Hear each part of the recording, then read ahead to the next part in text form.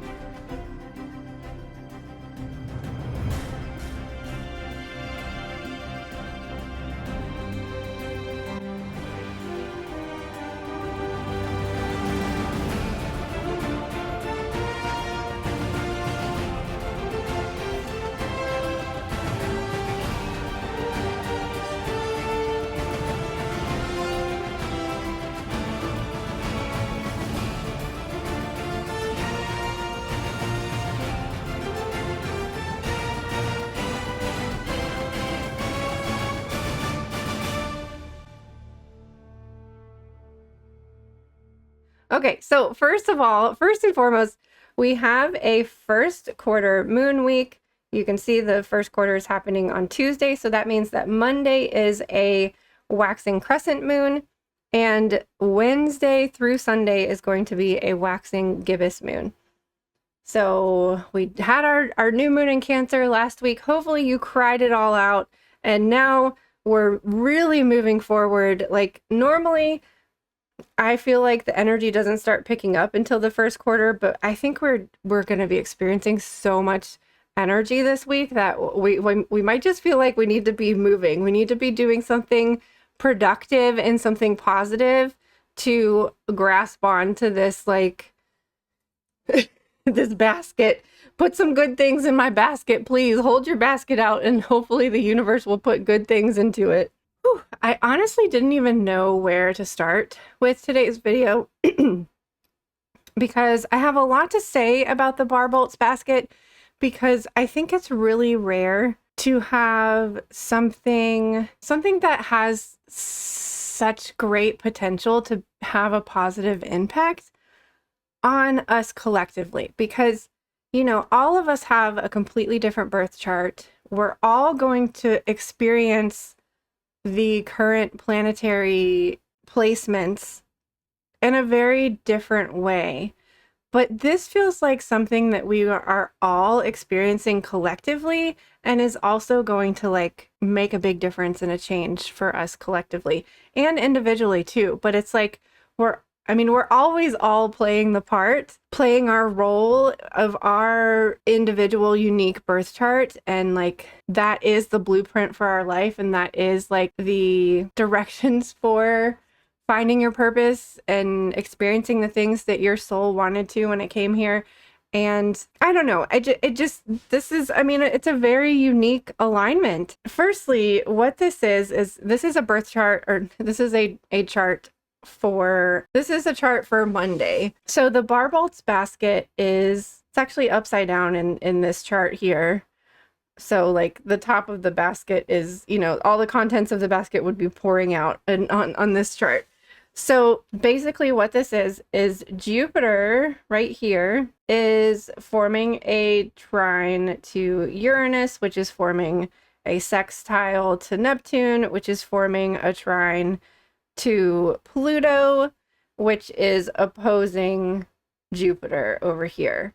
So it's forming a basket. shape. Like I said in last week's video, I'm kind of viewing it as a cauldron because it feels like all of these energies and all of these energies are kind of like boiling together and mixing together, intertwining within this kind of cauldron, this soup. Like, so all of these, with the exception of the opposition here, of the opposition of Jupiter and Pluto, these are really positive influences in the chart. So all of these positive influences into this basket allows us to emerge something different, like going in the cauldron of transformation and coming out as the phoenix or whatever. I've seen a lot of phoenix analogies with this.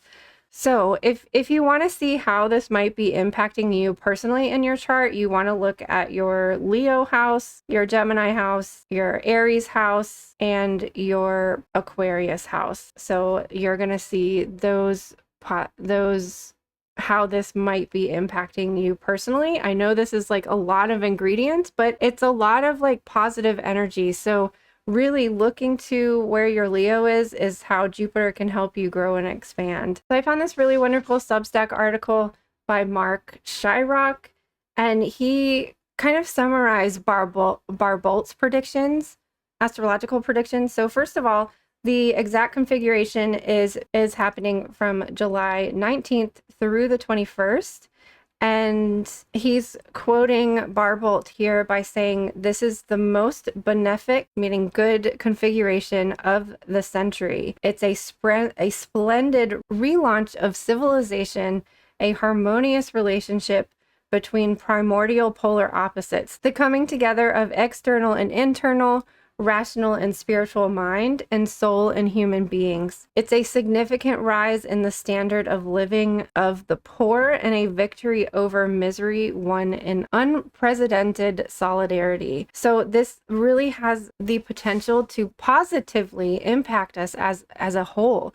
And I don't know, I think that's really weird that like there's good that's going to come out of this, because there's always, like I said earlier, we all experience these things differently, but this overall as a whole is going to be a positive experience, especially for anybody who has 0 to 10 degrees of Leo, Aquarius, Gemini, or Aries in your chart. It's still going to be affecting everybody. That's why I've said that you should look at your Leo, Aquarius, Gemini, or Aries houses and see what areas of life this might be impacting you.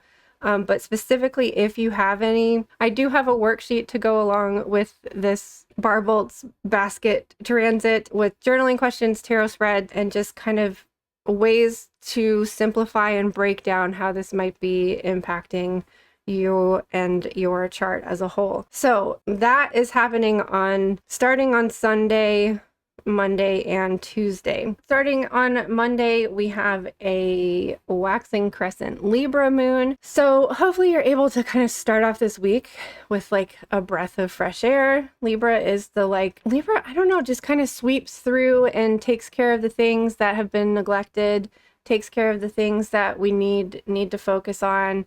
Virgo's very isolated and pinpointed on what it's focusing on, like very detail oriented. But Libra helps us kind of expand our perspective and vision and kind of hopefully give you a clear head, a clear perspective. And hopefully it has you kind of like opening your mind to fresh and new ideas with all of this energy that we're going to be feeling this week. So we'll be in Libra all day Monday, and the moon will start to transition at 7:05 a.m. Tuesday morning, and officially be in Scorpio at 9:35 a.m. So kind of a quick transition there. So Tuesday and Wednesday, kind of a short Scorpio time here. So for Tuesday morning and most of Wednesday until about 5:48 p.m., the moon will start to transition. So we've got really long void of course times this week. So I really feel like the moon, even though we're first quarter, we're waxing moon, the moon feels like it's kind of like an underlying background kind of player in all of the energy that's happening this week. Very short Scorpio time with pretty much all day Tuesday, most of Wednesday as well. A very long transition, more than 24 hours void of course time from 5:48 p.m. Wednesday evening all the way to 9:07 p.m. Thursday evening. So we won't be feeling the Sagittarius energy really until Friday and all day Friday. So also happening on Wednesday, the sun is moving into Leo. So we're officially in Leo season. And I think there's a lot of emphasis on Leo energy right now because that's where Jupiter is as well. Also happening in the middle of the week, Mercury is going direct. So we are officially, as of July 23rd, out of Mercury retrograde. But remember, we are still in the beginning stages of retrograde-apalooza, with Pluto and Neptune being retrograde. And as you can see on Sunday, Saturn is going retrograde also. So I don't know, kind of a void day on Thursday, the 23rd, because we won't move into Sagittarius until Thursday evening. So hopefully we'll be feeling that fire energy on Friday, like picking up any, getting some momentum moving, getting your, at the very least with Sagittarius energy, we can like point our arrow in the direction that we want to be moving forward. Because I don't know, there does feel like this stagnation. We always feel a stagnation with retrogrades. I'm feeling there's like it feels like a holding period. I guess because of this basket formation, it's like we're like being contained, like getting ready for something is kind of what it feels like. There's like this anticipation that I'm kind of feeling with the energy of this week. So Sagittarius energy all day Friday and the beginning of Saturday, and another almost a 24-hour transition here with the void of course starting at 10:57 a.m. and moving into Capricorn officially at 9:44 a.m. Sunday morning. So Sunday morning might have that like, okay, let's like kick things into gear. Let's get ready for the next week. Figuring out what we did wrong this week, what didn't work out, how can we change things, what needs to be adjusted, setting our goals for the next week with a Capricorn moon. Remember also that this is really close to the full moon because last month's full moon was in Capricorn. So I find that like leading up to the full moon, we're kind of like, hey, like finally maybe registering what the Capricorn full moon illuminated for you and kind of getting ready for the Aquarius full moon next week. Happening on Wednesday, the 29th. So this is going to be a big moon because it is the last full moon before eclipse season. So the new moon in Leo is going to start eclipse the fall eclipse season that's happening in the summer. Neptune went retrograde in Aries a couple weeks ago. And so this Saturn retrograde also kind of has the same feeling because it is the first retrograde that Saturn's not going to be dipping back into Pisces like it has the last year or so. As it was transitioning, and now it's officially in Aries and not going to retrograde back into Pisces. So a Saturn retrograde can help us reinstate boundaries, break down barriers that need to be broken down, rebuild barriers that need to be rebuilt, and burning away those things that we need to release. So Saturn retrograde can like give us a little bit more perspective of how we want to move forward with boundaries and how we might want to, where do we want to draw the line? Reevaluating where we want to draw the line and our borders and boundaries and how we kind of contain ourselves, restrict ourselves. So I know that was a lot of information. The moon energy, like I said, kind of feels a little bit subdued and like a background player this week. Hopefully we're going to be feeling some relief with the Mercury going direct. I always feel excited for Leo season, but the major component here is like we're in this kind of holding pattern. It feels like cocoon almost, like figuring out how we're going to shift, change, and rebuild the world that we want to live in. So our oracle card for today is coming from the Queen of the Sun Oracle, and we have Resilience, solar cycle number 3. Every life has difficulties, so developing resilience is useful. Keep your eyes on your goal, but be flexible around how. Making mistakes is simply information gathering. Facing obstacles is natural. I like that. Another phrase that I like this says, making mistakes is simply information gathering. because you learn something every time you make a mistake. But I also have a coloring page that I love that says mistakes are proof that you are trying. Like, at least you know, at least you tried, at least you know whether or not you can do something or what needs to change, what you need to do different. The affirmation is I am strong and resilient. Once we begin to take action around achieving or having something that is important to us, we often come across obstacles of some kind. This is completely natural and normal, yet some of us get radically put off by this, falling down or turning away at the first hurdle. Maybe we even have made a few wrong turns or a mistake or two. And maybe we have never been taught that making a mistake is nothing to be deeply ashamed of. Here, my friend, is where great learning is. This is a place of uncertainty, this glorious place of brick walls. Here is where we get to build something invaluable: resilience. Learning how to build reserves of resilience enables us to not get weighed down by obstacles and mistakes, but to learn from them and be emotionally robust. Building self-esteem and self-worth, being able to know we can, in fact, still recover and even bounce back. While it would be great to never have to develop resilience, pretty much every person on Earth will experience difficulties, trauma, and hardship at some time. Life is sometimes not fair, and we can learn by experiencing and doing. Knowing, though, that we have developed power from the inside out can help us not only survive this, but perhaps even flourish from it. The companion stone or metal is steel. I really don't like the image on this card because she looks like she is in so much turmoil. And it's like she's in a whirlpool that also has like bamboo growing through it. And yeah, I don't know. This card feels very dramatic. And you know what? Transformation is not easy. So if we are maybe like somebody who did a prediction on the Witching Hours show for the year 2026, feels like we're being in a washing machine this year, because like it's the Wheel of Fortune year, but it kind of feels like we're tumbling around inside that wheel. So I think this is a very accurate card for 2026 as a whole. And perhaps this basket isn't a soothing little nest. It might be a little bit of a bumpy ride as we are making these transformations and rebuilding happen. Hi, editing Allison here. I also wanted to add in while I was editing this video, I kind of was getting the feeling that this card had additional messages for us, and I think that maybe some of the things that we are going to need to be letting go of so that we can create more abundance, so that we can let more abundance in, so that we can call in the things that we want to call in. I think some of the things that we need to let go of are the mistakes from the past.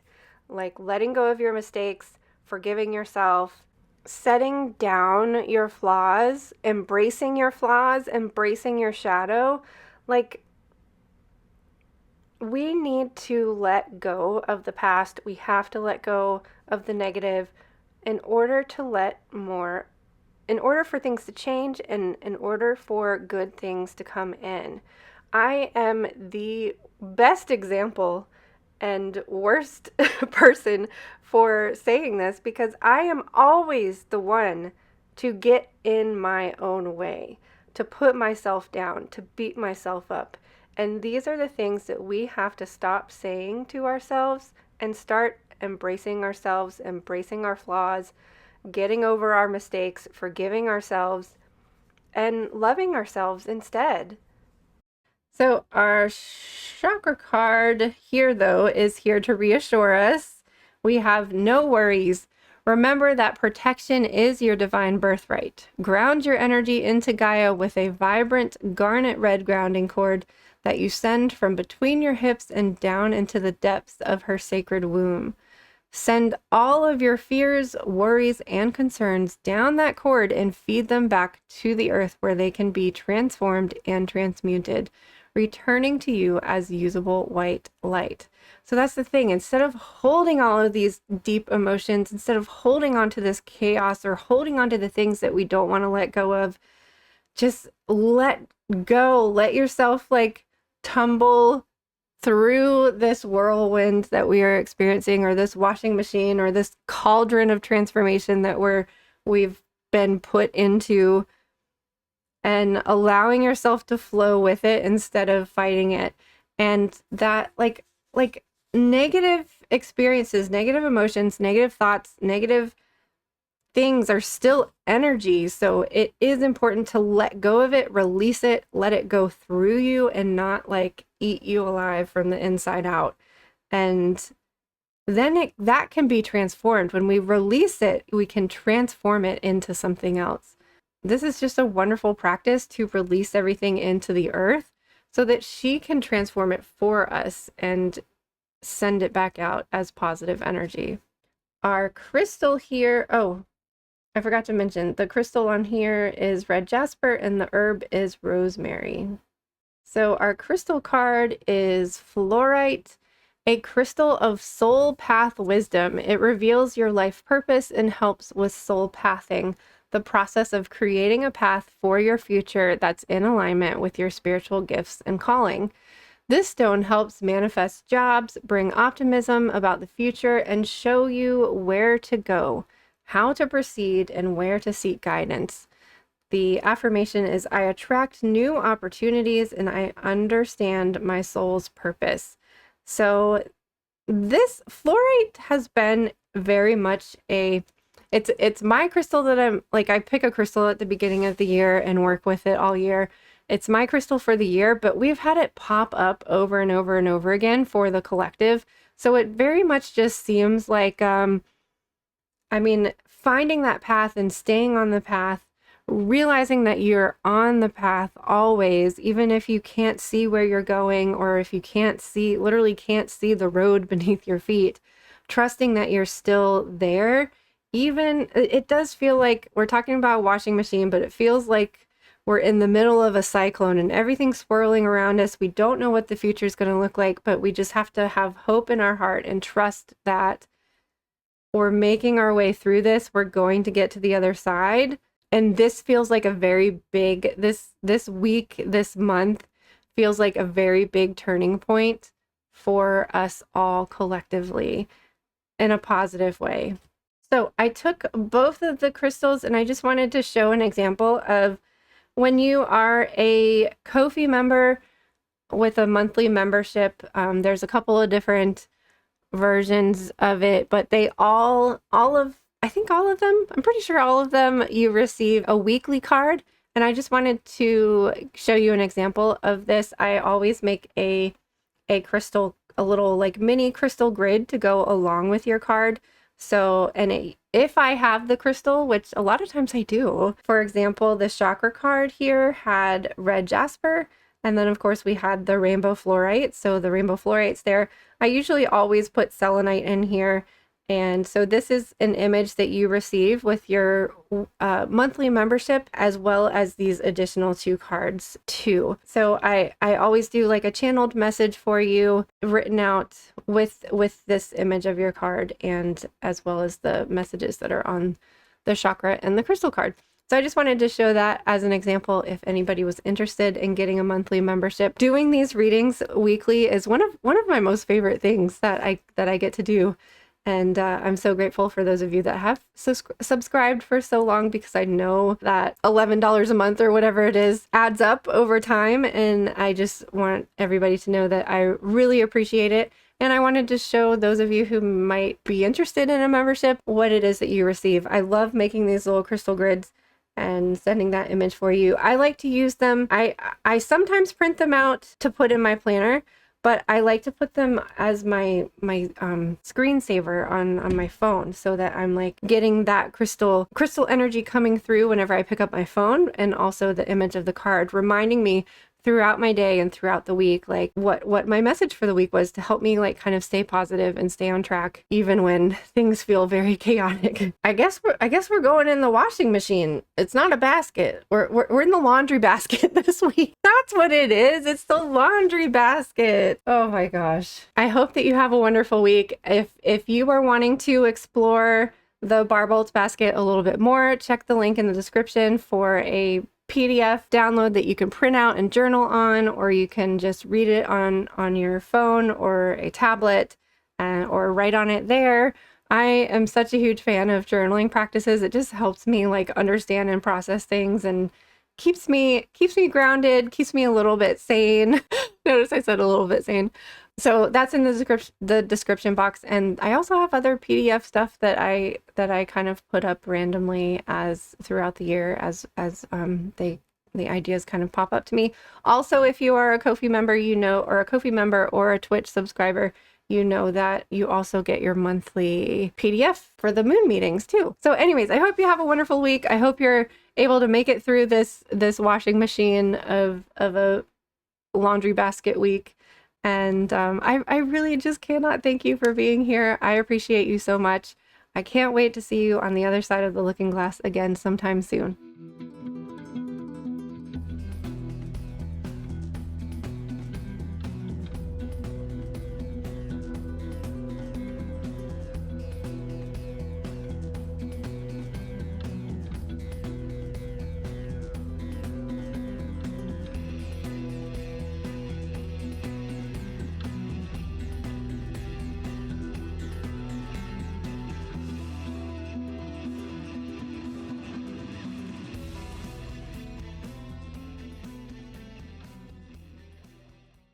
What just happened? Oh no. Oh my god, that would suck so hard. Why? This is supposed to say Sagittarius. What is happening here?